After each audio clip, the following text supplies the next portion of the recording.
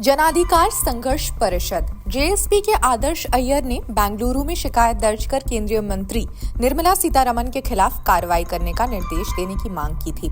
Media reports के मुताबिक याचिका पर सुनवाई करते हुए अदालत ने बेंगलुरु के तिलक नगर पुलिस स्टेशन को एफआईआर दर्ज करने का आदेश दिया। अगली सुनवाई 10 अक्टूबर को होगी। अप्रैल 2024 में ये शिकायत दर्ज हुई थी। भाजपा के राष्ट्रीय अध्यक्ष जेपी नड्डा, भाजपा के राष्ट्रीय नेताओं, तत्कालीन भाजपा कर्नाटक अध्यक्ष नलिन कुमार काटिल, बीवाई विजेंद्रिय के खिलाफ भी शिकायत दर्ज हुई थी। इस पर शुक्रवार को सुनवाई हुई। शिकायत में कहा गया कि अप्रैल 2019 से अगस्त 2022 तक व्यवसायी अनिल अग्रवाल की फर्म से लगभग 230 करोड़ रुपए और औरोबिंदो फार्मेसी से 49 करोड़ रुपए चुनावी बॉन्ड के जरिए वसूले गए। वित्त मंत्री ने लोकसभा चुनाव से पहले कहा था स्कीम वापस लाएंगे। लोकसभा चुनाव से पहले वित्त मंत्री ने बॉन्ड स्कीम को दोबारा लाने का संकेत दिया था। निर्मला सीतारमण ने हिंदुस्तान टाइम्स को दिए इंटरव्यू में कहा कि अगर हम सत्ता में आए तो इलेक्टोरल बॉन्ड स्कीम को फिर से वापस लाएंगे। इसके लिए पहले बड़े स्तर पर सुझाव लिए जाएंगे। हालांकि कांग्रेस समेत कई विपक्षी दलों ने उनके इस बयान पर कहा था, अब बीजेपी लोगों को और कितना लूटना चाहती है। इलेक्टोरल बॉन्ड की शुरुआत 2017 के बजट में उस वक्त के वित्त मंत्री अरुण जेटली ने चुनावी या इलेक्टोरल बॉन्ड स्कीम को पेश की थी। 2 जनवरी 2018 को केंद्र सरकार ने इसे नोटिफाई किया।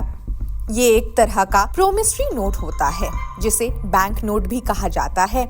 इसे कोई भी भारतीय नागरिक या कंपनी खरीद सकता है। अगर आप इसे खरीदना चाहते हैं तो आपको ये स्टेट बैंक ऑफ इंडिया की चुनी हुई ब्रांच में मिल जाएगा। इसे खरीदने वाला इस बॉन्ड को अपनी पसंद की पार्टी को डोनेट कर सकता है।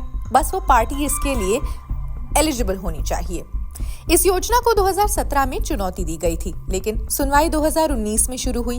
12 अप्रैल 2019 को सुप्रीम कोर्ट ने सभी पॉलिटिकल पार्टीज को निर्देश दिया 30 मई 2019 तक में एक लिफाफे में चुनावी बॉन्ड से जुड़ी सभी जानकारी चुनाव आयोग को दे दे। हालांकि कोर्ट ने इस योजना पर रोक नहीं लगाई। बाद में दिसंबर 2019 में याचिकाकर्ता association for democratic reforms (ADR) ने इस योजना पर रोक लगाने के लिए एक आवेदन दिया।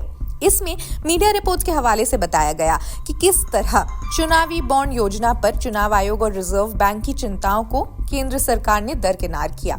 2017 में अरुण जेटली ने इसे पेश करते वक्त दावा किया था कि इससे राजनीतिक पार्टियों को मिलने वाली फंडिंग और चुनाव व्यवस्था में पारदर्शिता आएगी, ब्लैक मनी पर अंकुश लगेगा। दूसरी ओर इसका विरोध करने वालों का कहना है कि इलेक्टोरल बॉन्ड्स खरीदने वाले की पहचान जाहिर नहीं की जा सकती है। इससे ये चुनावों में काले धन के इस्तेमाल का जरिया बन सकता है। और मुख्य आरोप में एक आरोप ये भी है कि इस स्कीम को बड़े कॉरपोरेट घरानों को ध्यान में रखकर लाया गया। इससे ये घराने बिना पहचान उजागर हुए ही जितना मर्जी उतना चंदा राजनीतिक पार्टियों को दे सकते हैं।